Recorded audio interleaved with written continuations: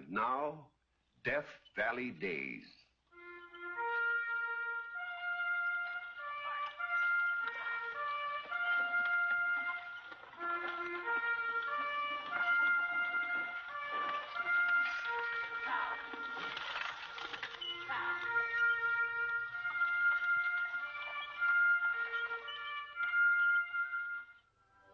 Howdy, folks. I'm the Old Ranger, and I have another interesting true story for you about the historic Death Valley country. Mention Death Valley, and the first thing everybody wants to know is, what about Scotty? What was he like? Did he really have a secret gold mine? So tonight I'm going to tell you the true story of this legendary character, who for over half a century kept the world gaping and guessing. Death Valley Scotty.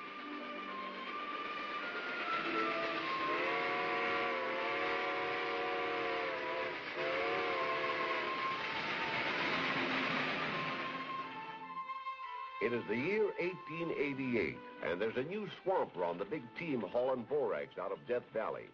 A husky young fellow by the name of Walter T. Scott. 3 years ago, he'd run away from home in Kentucky. Been knocking around the West ever since, on his own. Now he's got this job swamping. But young Scott has ambitions far beyond that. Someday he's going to be rich, find a gold mine, build himself a castle like the castles in storybooks, with a tower and a moat and a dungeon. Will this dream ever come true? How?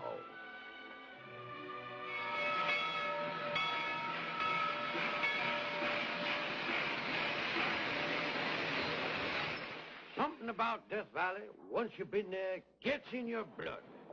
Take me. I worked out there for just a few months, way back in '88. Then I joined up with Buffalo Bill's Wild West show as a trick shooter and rider. Toured before the crowned heads of Europe. Where do I head back to now? Death Valley. What are you going to do when you get there? Prospect. I'm going to find me a gold mine, the likes of which no one's ever located before. It'll be so rich the whole world will be talking about it. You've been traveling with press agents too long, son. You don't believe me, but I'll show you. I reckon you think I'm crazy too, don't you? Bragging like this. Not when you've got your whole life ahead of you to make good. Sure, I'm only 27. That's just my age. But I've only got a few weeks to live. Consumption? No. A train wreck. My father was killed outright. My back was broken. I told him that if I had to die, I'd like to die out west. Why die at all? Would you care anything about living if you knew you could never walk again? I'd get up and walk. Oh, I'm sorry. You're talking to a man who's never had a sick day in his life. No wonder you feel you could lick the world. The carry-all from the sanitarium is here, sir. I don't want to go to a sanitarium. Be surrounded by doctors and nurses. But you need care, Mr. Johnson. Would you? You mean, will I ride herd on you? Sure. I'll take you into Death Valley with me. Death Valley? You can make it on a spring wagon. A blanket on the ground under the stars. Meals cooked over a wood fire of pinyon, mesquite. Mountains all around. Millions of years old. And silence. Thanks. By the way, my name is Albert Johnson. I'm Walter Scott. But you can just call me Scotty. A wonderful place, Death Valley. Just one short year of Scotty's way of life in the desert brought to Albert Johnson the miracle of complete healing. Tired? No. No, I just want to take one more look back at that view so I can visualize it when I get back home. Home? I'm going back to Chicago, Scotty. When? Now. I got no excuse to stay out here any longer. I'm cured, thanks to you. But I thought you... It's time I got back to work again. After all, I got a business back there. You got business out here. Business? That gold mine you're going to locate. Oh, yeah. Well, stay out here. We'll locate it together. No. Now, you're the prospector, Scotty. My field is insurance. There's gold in them thar hills, too, you know. Johnson, I hope you strike it. If I do, just remember we're partners. That goes both ways. If I find my gold first. Thank you, Scotty. And so each one went his own way. Scotty to prospect in the wilds of Death Valley. Albert Johnson to occupy an executive's desk in a Chicago skyscraper. Worlds apart, these two in every sense, yet their trails destined to cross again someday, when one or the other of them had struck it rich.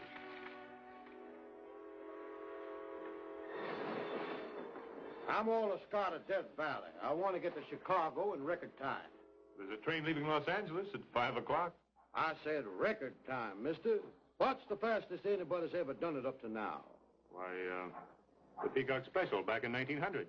58 hours. Well, fix me up with a train that'll get me there in 46 hours. Mr.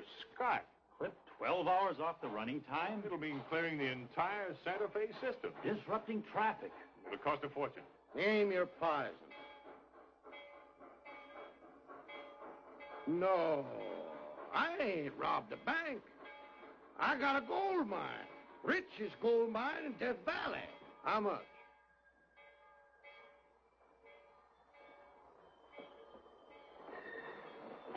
$5,500. 1,000, 2,000, 3,000, 4,000, 5,000. 500. And here's another 2,000 says you can't make the run in less than 46 hours. The Santa Fe doesn't bet, Mr. Scott. When do I start? Be at the depot at 12:30 next Sunday afternoon. Good.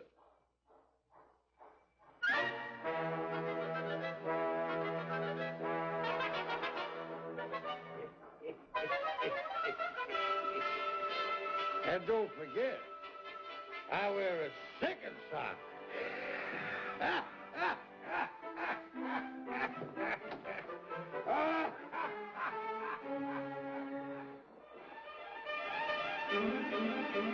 As headlines blazoned the news throughout the country, the Coyote Special started its 2,265-mile race across the continent from Los Angeles to Chicago.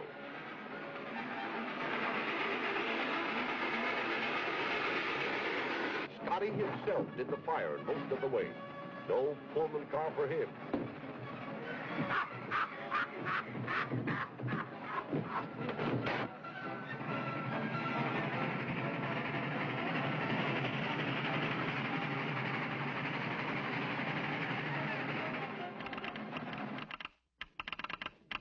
They're certainly covering ground just past through Barstow.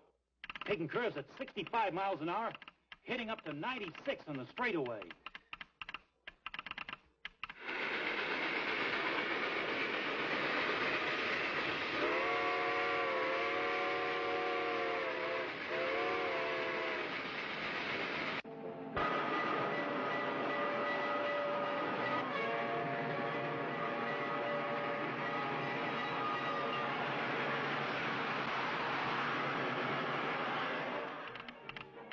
They've crossed Raccoon Pass and are on the Great Plains.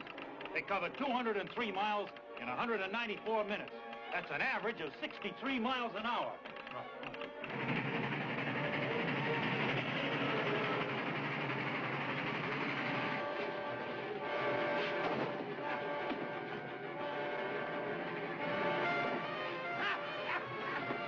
Did you hear that? They hit a speed of 106 miles an hour. World's record.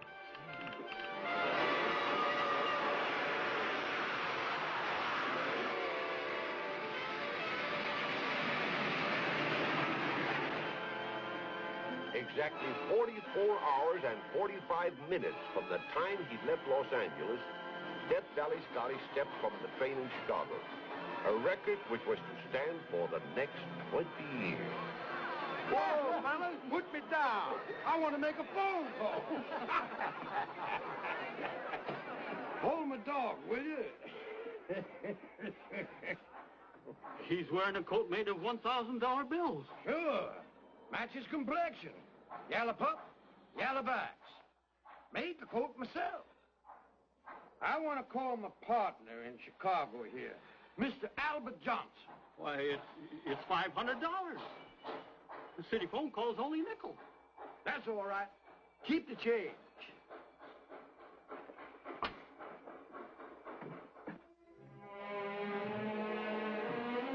Yeah, I sure had that train flinging cinders. And when I got here, they carried me into the depot like a conquering hero. Sounds like you really had a time for yourself, Scotty. I sure did. Put your dough away. This is my celebration. A money burner from Mojave. That's what they call me. Yes, sir. A live one from Funeral Mountains. The Quartz Locking Bar. Oh, bring me a roast beef bone. Did you say a bone, sir? Yeah, a nice big prime roast beef bone. And make it snappy. Yes, sir. I don't know who's getting more enjoyment out of this, Scotty, you or I. Oh, by the way, did I tell you? As we raced through Barstow, I chucked a bottle of champagne onto the platform, right where we first met. You said then that someday you'd have the whole world talking about you, remember? Yeah, I sure got a pretty good start, haven't I? Oh, thanks.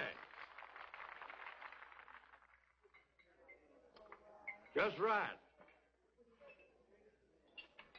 Here you are, Goldbug.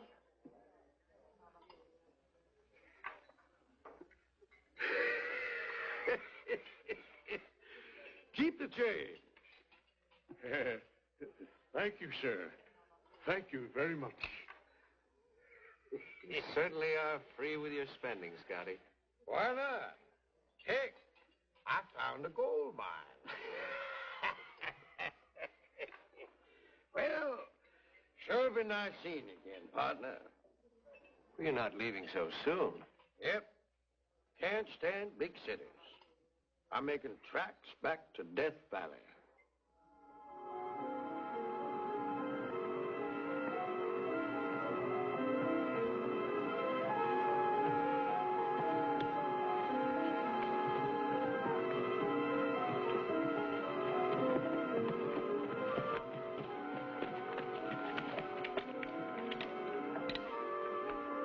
Sure sticking a rough country. I'm getting a belly full of trailing them. My canteen's empty and my hide's cracking. It's got to lead us to water sooner or later, or better be sooner. I don't care if it does mean finding this gold mine. I can't take much more of this.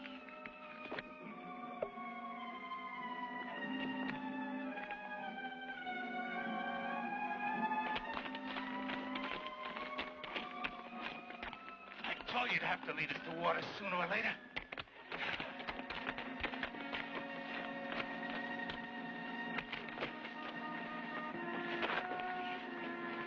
Hey! Look out! I don't believe it. I wouldn't if I was you.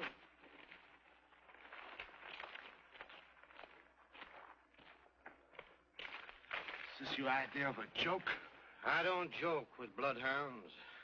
Nearest water hole from here is Mesquite Springs, 30 miles south. I'd advise you to start backtracking pronto. This water ain't poisoned. He's bluffing. Sure. I'm only bluffing. Go ahead and drink it. Or maybe you better let your horse try it first. The old man might as well be dead himself as to lose his horse out here.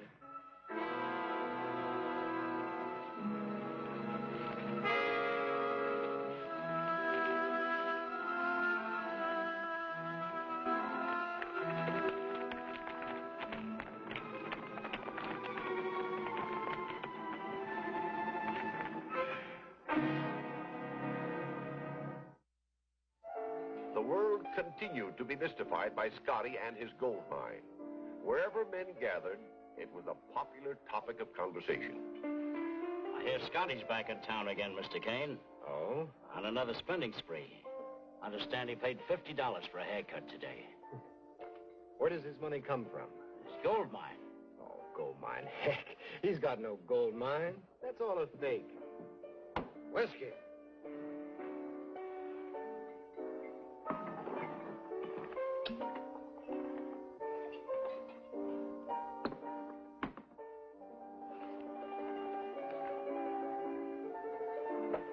So I'm a fake, am I? That's my opinion, sir. Digging up the facts on things is my business. Oh, a newspaper reporter, eh? Well, just what facts have you dug up, Mr. Kane?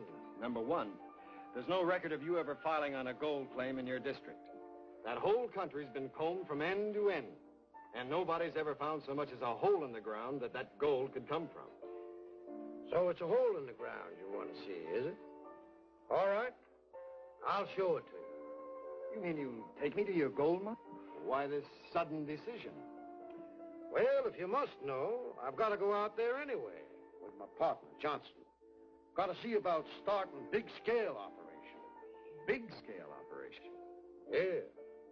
It's getting to the point where I just can't go on peeling off all that gold by myself. Oh, you married? Why, yes. Any youngsters? Yes, two. Plenty of insurance? A little. Well, I'd advise you to get a great big policy. What are you driving at? Just thinking of your family. Going into Death Valley's no picnic. Hotter in a furnace this time of the year. Why, man, in a pinky condition, could keel over. Just like that. And if the heat don't get you, the Indians might. Indians? Yeah. The Paiutes are on the warpath against me. Claim my gold belongs to them. Try to dry gulch me every time I go in there. You mean kill you? Kill me dead. Almost got me 2 weeks ago. Thought I was a goner for sure. They jumped me all of a sudden. I didn't have a chance to run. So I had to shoot it out. I don't know how many there was, but they came at me from all directions. Mister, let me tell you that there's nothing that'll make your hair stand on end quicker than a pack of wild, yelping Indians out after your scalp. I figured they had it this time, and so did they. But I kept pouring lead into them until my guns got so hot you could have branded a steer with them. But for every one I plugged, there was two more to take its place. I couldn't even make a dent. Yes, sir. That's the closest I ever come to stepping into the great beyond. How'd you get away? 20 mule train came along. Swamper and his helper pitched in with me.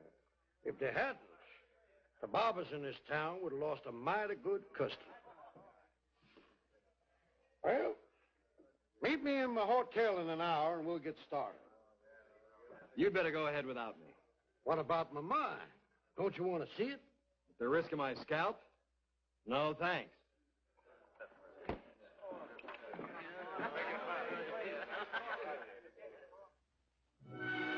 At the north end of Death Valley in Grapevine Canyon was an old rundown ranch owned by a hermit known as Old Man West.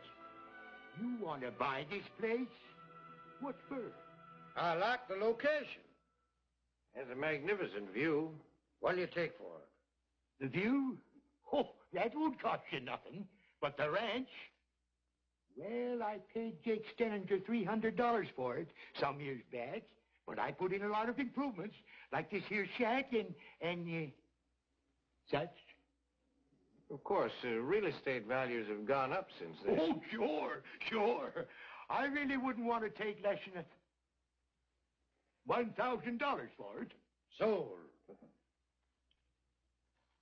500, 600, 700. Now, how'd that little measly old 10 spot get in there? 800. The silence of Grapevine Canyon was soon broken by the muffled roar of blasting. Blasting for what? Nobody knew.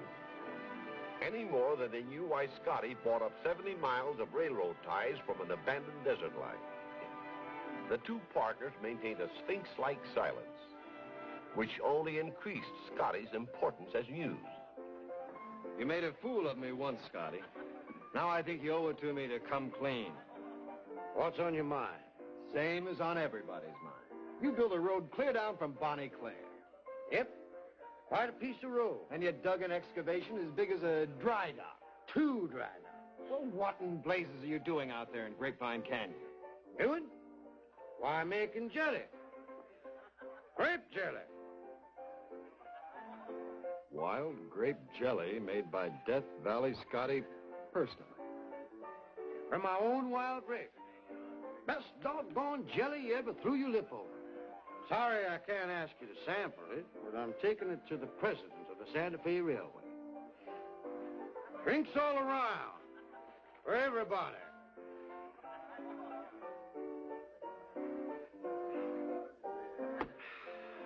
Nice seeing you again, Mr. Kane.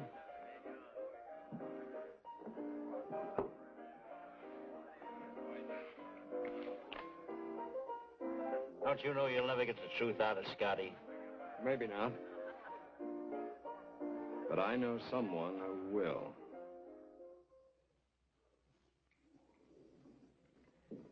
You say that you've never paid an income tax, Mr. Scott. Of course I ain't. How can I be expected to pay on something I ain't got? You claim you have no income, That's right. and yet you charter special trains. That was way back in 1905, brother. And you've been spending money like water ever since. Ain't no tax on water, is there? Mr. Scott, what is your occupation? Prospecting? What do you live on? Hopes. Like all prospectors. Ain't no tax on hopes, is there? Then how do you explain this castle of yours Castle? in Death Valley? Oh, I got a piece of land up there with a shack on it. But no castle? Every man's home is his castle, mister.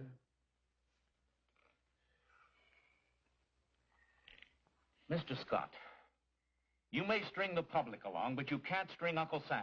I'm going to Death Valley myself and get to the bottom of this. Do that. And I'll give you some of my wild grape jelly. Ain't no tax on jelly, is there?